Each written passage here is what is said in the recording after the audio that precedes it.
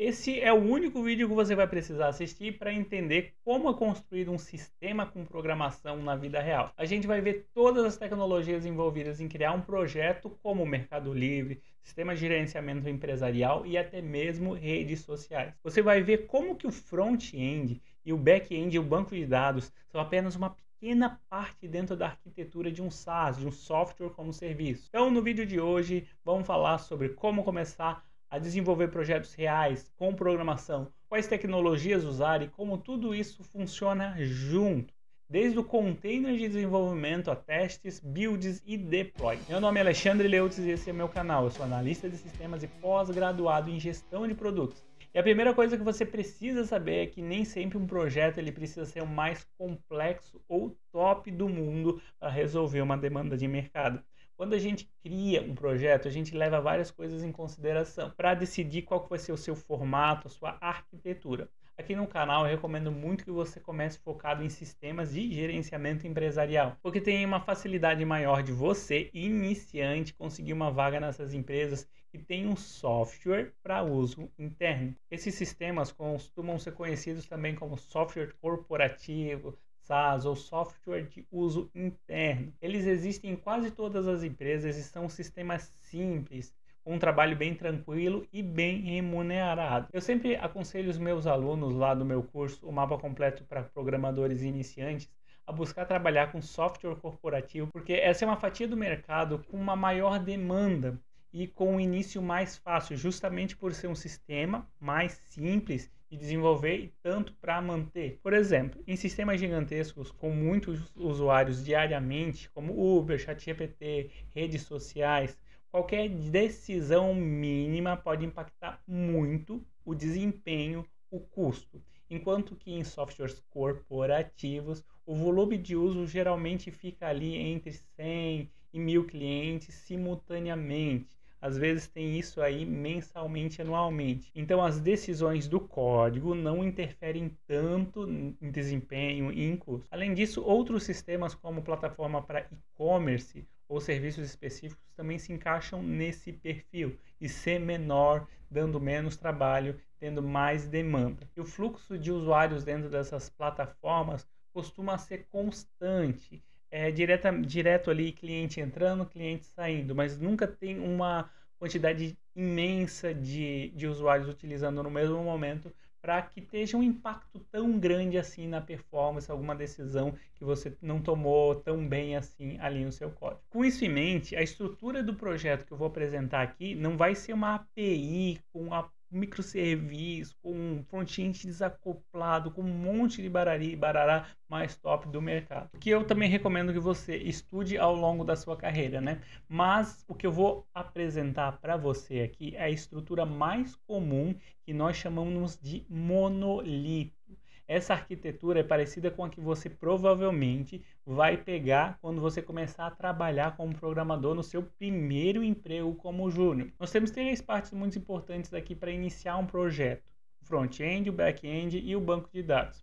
O front-end é o primeiro contato que o usuário tem com o sistema. No nosso caso, eu vou colocar aqui JavaScript como tecnologia e um framework que a gente vai utilizar o Vue.js 3. No back-end a gente vai utilizar o PHP e como framework a gente vai utilizar o Laravel. Como ou em outros frameworks existe um ORM, que no Laravel a gente chama de Eloquent. Ele facilita a integração com um banco de dados através de modelos e métodos em PHP sem precisar escrever SQL manualmente. Esses ORMs existem para outros frameworks também. O .NET tem o seu e assim por diante. E nós sempre seguimos um padrão de arquitetura nos projetos de programação. O mais comum e o que a gente vai utilizar no nosso projeto é o MVC. Significa Model, View e Controller, que organiza o código em três camadas. A Model, que seria os dados e as regras de negócios, as Views, que seria a interface de exibição, né, a visualização, e o Controller, que ele vai receber as nossas ações, as ações dos nossos usuários, e vai acionar a Model e retornar uma view com dados adequados. Essa separação ela vai facilitar muito a manutenção e deixar o sistema mais organizado e escalado. Como o nosso front-end e back-end vão rodar juntos em um projeto monolítico e ainda assim uma API, nós vamos precisar de um framework bridge para fazer a ponte entre os dois. Para fazer isso, a gente vai utilizar o Inert no nosso caso, que serve para utilizar o Laravel e o Vue, ou no caso qualquer outro front-end que você queira utilizar dentro do Laravel em si. Com o front-end conectado com o back-end, o próximo passo da jornada do usuário é conectar ao banco de dados. Ao carregar o sistema, o usuário vai ver, por exemplo, a página de login, onde ele vai inserir lá o seu e-mail, a sua senha, e o front-end vai se comunicar com o back-end fazendo uma requisição. Para isso, nós utilizamos o Axios, que é uma biblioteca JavaScript para facilitar a comunicação com APIs via requisição HTTP, como utilizando os verbos, né, get, post, put e delete. E mesmo apesar de usar o inert, nós ainda temos rotas de API para essa comunicação. E essa parte de requisições, ela merece um vídeo completo só para ela. Na descrição eu vou deixar um link relacionado para você se aprofundar num vídeo onde eu falo só sobre requisições HTTP. Se você aprendeu alguma coisa nova até agora no vídeo, deixa o seu like aí para mim saber se você está gostando. Quando a requisição ela chega no back-end, ela passa por uma rota que vai acionar o controller e a função configurada. Essa função ela chama a regra no model, consulta o banco de dados, valida os dados e retorna para o controller o que ela precisa responder para o front-end. Assim, o front-end vai mostrar as informações para o usuário, se a senha está correta, se ele foi logado ou não. O banco de dados mais utilizado nesse cenário é o MySQL. E para facilitar a visualização e a gestão das tabelas, nós vamos usar um gerenciador de banco de dados, como MariaDB ou o dbeaver. Esses são clientes gráficos que conectam o MySQL para facilitar a administração, mas não vão substituir o banco em si. Você ainda vai precisar instalar o MySQL no seu computador.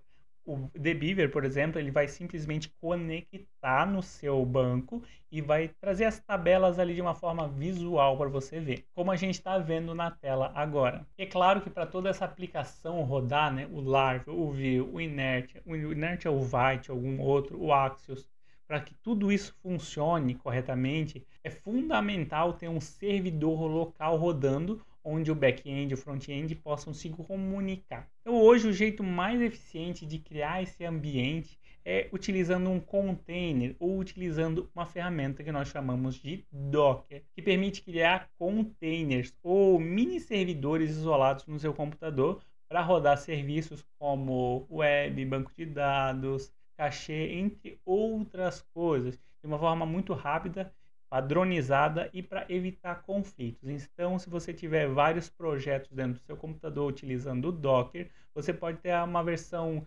8 do NPM instalado num container e em outro container você pode instalar, por exemplo, a versão 12 e elas não vão conflitar entre si. Com o Docker, você vai evitar esses problemas de configuração e vai garantir que o ambiente local ele seja parecido com o ambiente de produção. Isso vai fazer com que diminua os erros na hora do deploy. Por isso, usar o Docker para desenvolvimento local é uma das melhores práticas que você pode ter. Então, antes de falar sobre o deploy em si, né, ou seja, como que a gente vai colocar o código no ambiente de produção, eu quero passar aqui por 4 pontos muito importantes que são essenciais.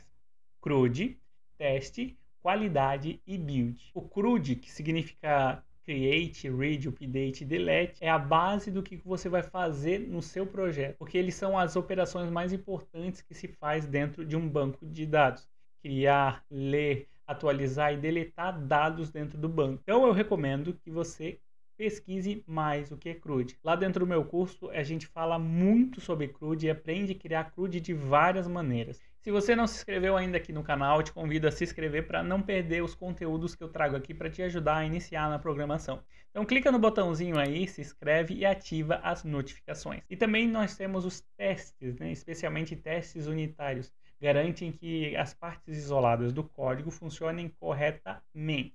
No Laravel nós temos, por exemplo, PHP e Unity para criar testes unitários, para verificar as funções e os métodos, se eles estão retornando as coisas corretamente. E a gente também tem no Vue, a gente tem para o front-end várias ferramentas para testar o nosso código, mas é muito importante que você teste para garantir a qualidade do código que você entregue. Então você vai lá e criou um botão para deletar o dado. Você tem que testar se esse botão está realmente deletando o dado.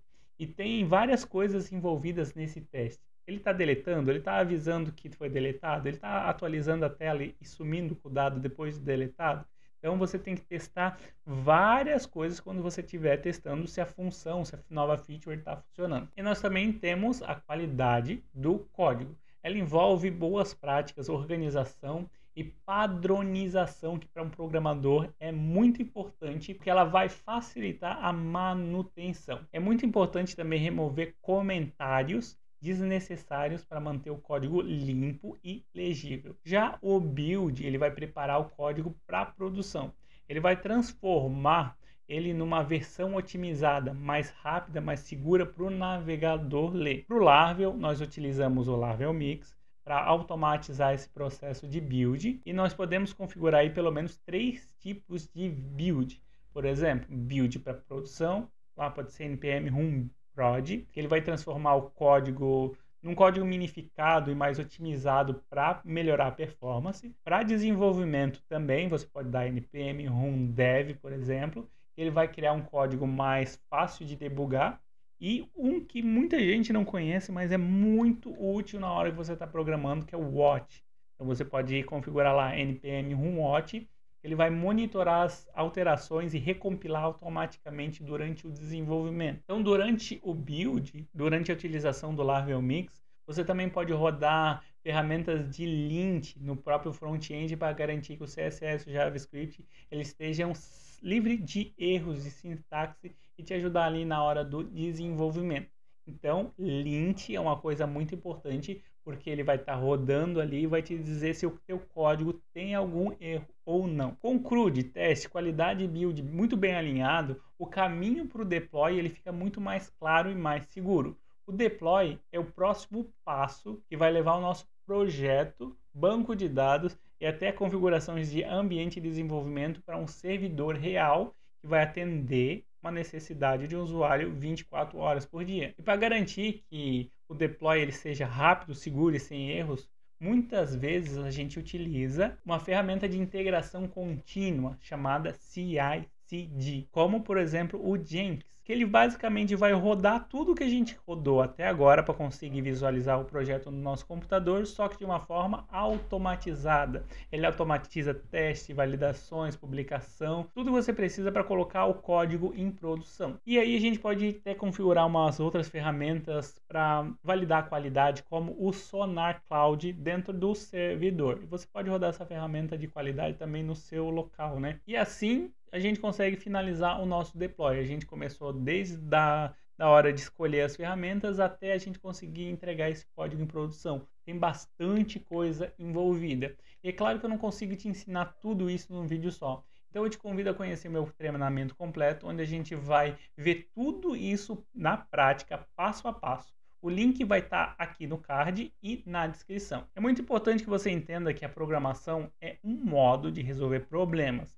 Nós programadores resolvemos problemas da vida real com qualquer tecnologia, HTML, CSS, JavaScript, React, Angular, tudo, qualquer uma é uma forma de resolver problemas da vida real. Algumas delas são formas mais fáceis e outras são mais difíceis de utilizar para resolver problemas. Mas na verdade, as linguagens de programação são a menor parte na vida do trabalho de um programador. Se você quer saber o que um programador faz e como ele resolve problemas da vida real no seu dia a dia de trabalho, eu vou deixar um vídeo aqui para você assistir.